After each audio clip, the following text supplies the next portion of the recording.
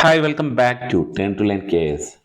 Kerala administrative service എങ്ങനെ ഈ എക്സാമിന് വേണ്ടിയിട്ട് പ്രിപ്പയർ ചെയ്യണമെന്നുള്ള 10 to 11 ഈ വീഡിയോയിലേക്ക് സ്വാഗതം. 10 to 11 KSൻ്റെ ആദ്യ വീഡിയോ ആണ് how to prepare for Kerala administrative service എന്നുള്ളത്.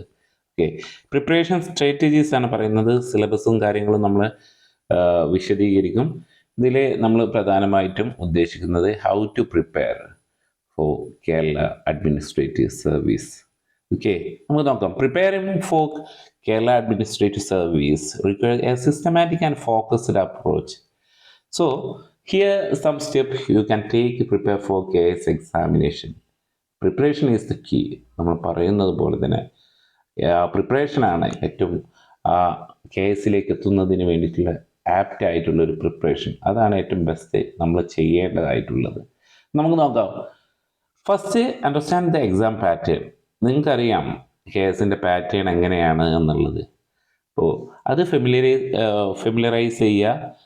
എക്സാം പാറ്റേൺ, എക്സാം സിലബസ് ഒക്കെ നന്നായിട്ട് പരിചയപ്പെടുക. This will help you plan your preparation effectively. അപ്പോൾ നമുക്കറിയാം KS എന്ന് പറഞ്ഞാൽ 2 സ്റ്റേജുകളാണ് പ്രധാനമായിട്ടുമുള്ളത്. റിട്ടൺ എക്സാമിൻ്റെ കാര്യമാണെങ്കിൽ പ്രിലിമിനറി ഉണ്ടാവും, അതിൽ ഒബ്ജക്റ്റീവ് ടൈപ്പ് ക്വസ്റ്റ്യൻസ് ആണ്. സിലബസ് നമ്മൾ ഡീറ്റെയിൽഡ് ആയിട്ട് നമ്മൾ എന്ത് ചെയ്യുന്നു, വിശദീകരിക്കും. മെയിൻ എക്സാം ഡിസ്ക്രിപ്റ്റീവ് ആണ്, അതെല്ലാവർക്കും അറിയുന്നത്. അപ്പോൾ എക്സാമിൻ്റെ പാറ്റേൺ എന്ത് ചെയ്യാം, മനസ്സിലാക്കാം എന്നുള്ളതാണ് ആദ്യമായിട്ട് ചെയ്യേണ്ടതായിട്ടുള്ളത്. രണ്ടാമത് സ്റ്റഡി ദ സിലബസ്.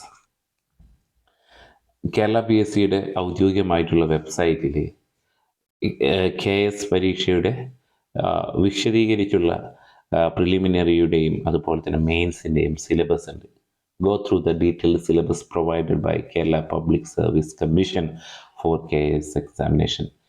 അപ്പോൾ ഈ സിലബസ് പല വിഭാഗങ്ങളായിട്ട് ആണുള്ളത്. അതിനെ divide the syllabus into smaller section and create study plan accordingly. നിങ്ങളുടെ സൗകര്യത്തിനനുസരിച്ച് സിലബസിനെ നിങ്ങൾക്ക് ഡിവൈഡ് ചെയ്ത് ഒരു ശരിക്കും അത് പഠിക്കാൻ കഴിയുന്ന രൂപത്തിൽ ഓരോരോ ഏരിയ ആയിട്ട് വേർതിരിച്ചാൽ നിങ്ങളുടെ പഠനം സിലബസ് കംപ്ലീറ്റ് ആവുന്നത് നല്ല രീതിയിൽ കംപ്ലീറ്റ് ആക്കാൻ കഴിയുമെന്നുള്ളതാണ്. അപ്പോൾ Kerala public service commission Kerala PSCയുടെ ഔദ്യോഗിക വെബ്സൈറ്റിൽ KSൻ്റെ തൊട്ട് മുമ്പ് നടന്നിട്ടുള്ള KS വേണ്ടിയിട്ട് കൊണ്ടുവന്നിട്ടുള്ള സിലബസുകളുണ്ട്. അത് മെയിൻസിൻ്റെയും ഉണ്ട്, അതുപോലെ തന്നെ പ്രിലിമിനറിയുടെയും ഉണ്ട് എന്നുള്ളതാണ്. അടുത്തത് ഗ്യാദർ സ്റ്റഡി മെറ്റീരിയൽസ്. സിലബസ് ഒക്കെ ആയി കഴിഞ്ഞിട്ടുണ്ടെങ്കിൽ collect relevant study materials such as text book, NCERT ആവാം, SCERTയുടെ ടെക്സ്റ്റ് ബുക്കുകൾ, അതുപോലെ തന്നെ റെഫറൻസ് ബുക്ക്. അതുപോലെ തന്നെ ഏറ്റവും പ്രധാനമായിട്ടുള്ളത് നമ്മൾ നോക്കേണ്ടത് പ്രീവിയസ് ഇയേഴ്സ് ക്വസ്റ്റ്യൻ പേപ്പറാണ്. നമുക്ക് മുമ്പിലുള്ള കഴിഞ്ഞ 2020 സംഘടിപ്പിച്ചിട്ടുള്ള കേരള PSC സംഘടിപ്പിച്ചിട്ടുള്ള KS എക്സാമിൻ്റെ ക്വസ്റ്റ്യൻ പേപ്പറാണ്. അതുപോലെ തന്നെ ഓൺലൈൻ റിസോഴ്സുകൾ ഉണ്ടാകും. അതുപോലെ തന്നെ മറ്റുള്ള കോച്ചിങ് ഇൻസ്റ്റിറ്റ്യൂട്ടുകളൊക്കെ നടത്തിയിട്ടുള്ള മോക്ക് ടെസ്റ്റുകളുടെ ക്വസ്റ്റ്യൻ പേപ്പറുകളൊക്കെ ഓൺലൈനിൽ അല്ലെങ്കിൽ നെറ്റിൽ അവൈലബിൾ ആണ്, ഫ്രീ ആയിട്ട് അവൈലബിൾ ആണ്. അതൊക്കെ എടുത്ത് അതിനനുസരിച്ച് പ്രിപ്പയർ ചെയ്യാൻ നോക്കുക. Then ensure that you have access to updated and reliable study material. Updated ആയിട്ടുള്ള മെറ്റീരിയൽ ആയിരിക്കണം എപ്പോഴും നമ്മൾ യൂസ് ചെയ്യേണ്ടതായിട്ടുള്ളത്. ഇപ്പോൾ ഓരോ എഡിഷൻ പുസ്തകം, ഫസ്റ്റ് എഡിഷൻ പുസ്തകം നമ്മുടെ കയ്യിലുള്ളെങ്കിൽ ഇതിനേക്കാളിപ്പോൾ ഇന്ത്യൻ പോളിറ്റിയുടെ ലക്ഷ്മികാന്തിൻ്റെ 7th 8th എഡിഷനൊക്കെ ആയിട്ടുണ്ട്. ഇപ്പോൾ ഇന്ത്യൻ പോളിറ്റിക്ക് ലക്ഷ്മികാന്തിൻ്റെ ഇന്ത്യൻ പോളിറ്റിയാണ് എല്ലാവരും സിവിൽ സർവീസ് പോലെയുള്ള എക്സാമുകൾക്ക് KSനൊക്കെ എന്ത് ചെയ്യുന്നത്, യൂസ് ചെയ്യുന്നത്. അപ്പോൾ അതിന് ലേറ്റസ്റ്റ് അപ്ഡേറ്റഡ് ആയിട്ടുള്ള മെറ്റീരിയൽ ആയിരിക്കണം നിങ്ങളുടെ കയ്യിൽ ഉണ്ടായിരിക്കേണ്ടത് എന്നുള്ളതാണ്. Then next, building A strong foundation. അപ്പോൾ ഓരോ സബ്ജക്റ്റിൻ്റെയും ടോപ്പിക്കുകൾ വൈസ് നമ്മൾ തീർക്കുന്ന സമയത്ത് അതിലൊരു സ്ട്രോങ് ഫൗണ്ടേഷൻ ഉണ്ടാക്കണം എന്നുള്ളതാണ്. അപ്പോൾ ഏറ്റവും താഴ്ന്ന ക്ലാസ്സിലുള്ള ടെക്സ്റ്റ് ബുക്കുകൾ വായിച്ചാൽ, ഇപ്പോൾ SCERT ആണെങ്കിലും NCERT ആണെങ്കിലും ഈ ടെക്സ്റ്റ് ബുക്കുകൾ വായിക്കുന്ന സമയത്ത് നമുക്ക് നമ്മുടെ നോളജ്, ഒരു ബേസിക് ആയിട്ടുള്ള നോളജ് നമുക്ക് അതിൽ നിന്ന് നമുക്ക് ലഭിക്കുമെന്നുള്ളതാണ്. Start with basic of each subject, gradually move on to advanced topic. Basic ആയിട്ടുള്ള ടോപ്പിക്കിൽ നിന്ന് തുടങ്ങി അഡ്വാൻസ്ഡ് ടോപ്പിക്കിലേക്ക് എത്തുകയാണ്. അല്ലാതെ തന്നെ ഒറ്റയടിക്ക് തന്നെ ഇപ്പോൾ 12ാം ക്ലാസ്സിലുള്ള ഒരു NCERT പുസ്തകം വായിക്കുന്നതിനേക്കാൾ മുമ്പായിട്ട് മിനിമം ഒരു 8ാം ക്ലാസ്സിലുള്ള NCERT വായിച്ച് അതിൻ്റെ ഒരു ബേസിക് കൺസെപ്റ്റ് നമ്മൾ ക്ലാരിഫൈ ചെയ്ത് വെക്കണം എന്നുള്ളതാണ് സാധാരണ പറയുന്നതാണ്. Understand the fundamental concept and principle to the develop strong foundation in each subject. Okay, then time management. Create a study schedule and allocate specific time slot for each subject. ഓരോ സബ്ജക്റ്റിനും നിങ്ങളുടെ ഇതിനനുസരിച്ച്, നിങ്ങളുടെ taste അനുസരിച്ച് അതിനനുസരിച്ചുള്ളൊരു time management നിങ്ങൾ set ചെയ്യണം എന്നുള്ളതാണ്. അതായത് allocate more time to topic that require more attention or that you find challenging. നിങ്ങൾക്ക് വെല്ലുവിളിയായിക്കൊണ്ടിരിക്കുന്ന സബ്ജക്റ്റുകൾ, ടോപ്പിക്കുകൾക്കും മോറായിട്ടുള്ള attention കൊടുക്കേണ്ടതായിട്ടുള്ള ടോപ്പിക്കുകൾക്കൊക്കെ അതിനനുസരിച്ചുള്ള ടൈമുകൾ അലോക്കേറ്റ് ചെയ്യുക. Ensure that you maintain balance between all subject. നമുക്ക് പല സബ്ജക്റ്റുകളും പഠിക്കേണ്ടതായിട്ടുണ്ട്. ഈ സബ്ജക്റ്റുകൾക്കൊക്കെ ഒരു ബാലൻസ്ഡ് ആയിട്ടുള്ള ടൈം മാനേജ്മെൻ്റ് ആയിരിക്കണം ഉണ്ടാക്കേണ്ടത്. നമുക്കിഷ്ടമുള്ള ഏരിയ മാത്രം പഠിച്ചു പോയത് കൊണ്ട് മാത്രം കാര്യമില്ല. അതിൽ ഏറ്റവും പ്രധാനപ്പെട്ടത് എന്നുള്ളത് എല്ലാ സബ്ജക്റ്റും എല്ലാ ടോപ്പിക്കും കവർ ചെയ്യുക എന്നുള്ളതാണ്. Then practice previous year question papers. നമുക്ക് മുമ്പിലുള്ളത് 2020 പ്രീവിയസ് ഇയർ ക്വസ്റ്റ്യൻ പേപ്പറാണ്. അതുപോലെ തന്നെ മോക്ക് ടെസ്റ്റുകൾ ഉണ്ടാവും. Solve previous year question paper and sample paper mock ടെസ്റ്റുകൾ to get acquainted with the exam pattern. ആ എക്സാം പാറ്റേണുമായിട്ട് നമുക്ക് പരിചയപ്പെടുന്നതിന് വേണ്ടിയിട്ട് previous year question paper mock ടെസ്റ്റുകളും അറ്റൻഡ് ചെയ്യുന്നത് ഉപകാരപ്പെടും. This will also help you to identify your strength and weakness. ഈ മോക്ക് ടെസ്റ്റുകളും അതുപോലെ തന്നെ പ്രീവിയസ് ഇയർ ക്വസ്റ്റ്യൻ പേപ്പറൊക്കെ സോൾവ് ചെയ്യുന്നതുവഴി നിങ്ങളുടെ സ്ട്രെങ്ത്തും അതുപോലെ തന്നെ വീക്ക്നെസ്സും നിങ്ങൾക്ക് മനസ്സിലാക്കാൻ പറ്റുമെന്നുള്ളതാണ്. Then current affairs is one of the important area. Stay updated with the current affairs. Daily news paper വായിക്കുക. അതുപോലെ തന്നെ ന്യൂസ് പോർട്ടൽ വരുന്ന, ഇപ്പോൾ ഡിജിറ്റൽ യുഗമായതുകൊണ്ട് തന്നെ ഹാർഡ് കോപ്പി നോക്കണമെന്നില്ല. നിങ്ങളുടെ മൊബൈലിൽ തന്നെ അപ്ഡേറ്റഡ് ആയിട്ടുള്ള ന്യൂസ് അപ്ഡേറ്റുകളൊക്കെ വരും. അതൊക്കെ ജസ്റ്റ് നോട്ട് ചെയ്ത് വെക്കുക എന്നുള്ളതാണ്. Stay updated with the current affair with national, international and state level.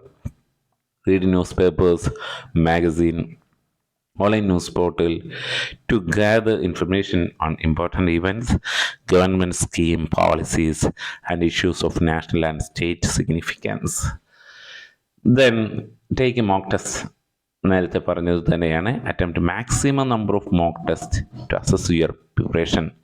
എവിടെയാണ് നിങ്ങളുടെ സ്ട്രെങ്ത്, എവിടെയാണ് വീക്ക്നെസ് എന്നുള്ളതൊക്കെ അറിയാൻ ഈ മോക്ക് ടെസ്റ്റ് കൊണ്ട് സാധിക്കുമെന്നുള്ളതാണ്.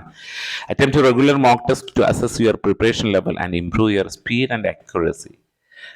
ലിമിറ്റഡ് ടൈമിൽ മാക്സിമം ക്വസ്റ്റ്യൻസ് ചെയ്ത് പഠിക്കാൻ ഏറ്റവും ബെറ്റർ എന്ന് പറയുന്നത് മോക്ക് ടെസ്റ്റുകൾ അറ്റൻഡ് ചെയ്യുക എന്നുള്ളതാണ്. Analyse your performance these test to identify area require to improve. ഏത് ഏരിയയിലാണ് നിങ്ങൾക്ക് കൂടുതൽ ഇംപ്രൂവ്മെൻറ്റ് വേണ്ടത്, ആ ഏരിയ നിങ്ങൾക്ക് തിരിച്ചറിയാൻ ഇത്തരത്തിലുള്ള മോക്ക് ടെസ്റ്റുകൾ നിങ്ങൾക്ക് സഹായകമാകും എന്നുള്ളതാണ്.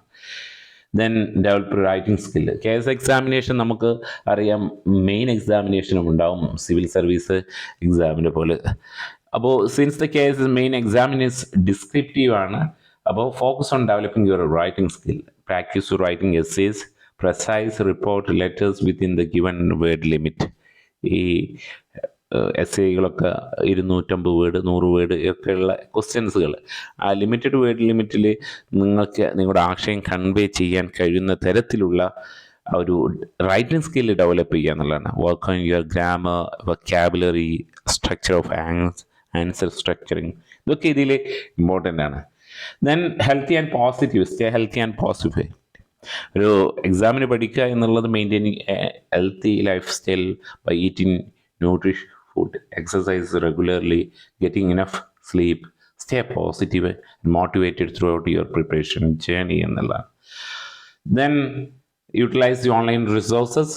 ഇപ്പോൾ ഏറ്റവും കൂടുതലായിട്ട് അവൈലബിൾ ആയിട്ടുള്ളത് ഓൺലൈൻ റിസോഴ്സുകളാണ്. Make use of online resources such as website, e-books, video lectures, online forms.